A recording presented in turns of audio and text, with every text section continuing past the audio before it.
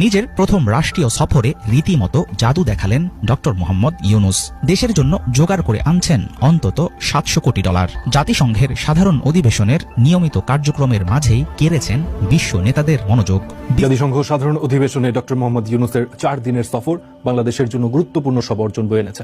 জাতিসংঘে বাংলাদেশের প্রধান উপদেষ্টা ডক্টর মোহাম্মদ ইউনূসের ভাষণের প্রশংসা করেছেন দেশি বিদেশি দর্শকরা। The speech of Dr. Yunus and so glad that Dr. Yunus was সম্মানিত দর্শক, জাতিসংঘের অধিবেশনে ডক্টর মোহাম্মদ ইউনূস যোগ দিয়ে চমক দেখিয়েছেন এবং কি বিশ্ব নেতাদের সাথে 40টি বৈঠক করেছেন। এই বৈঠকে এবার প্রশংসায় কুড়িয়ে নিচ্ছেন ডক্টর মোহাম্মদ ইউনূস। সম্মানিত দর্শক, এই ভিডিওতে আপনারা দেখতে পারবেন যে ডক্টর মোহাম্মদ ইউনূস 40টি বৈঠকে কি কি আলোচনা করেছেন এবং কি বাংলাদেশের এই ইতিহাস সৃষ্টি করেছেন। এর আগে কোনো নেতা এরকম বৈঠক করতে পারেননি। একাধারে 4 দিনে 40টি বৈঠক।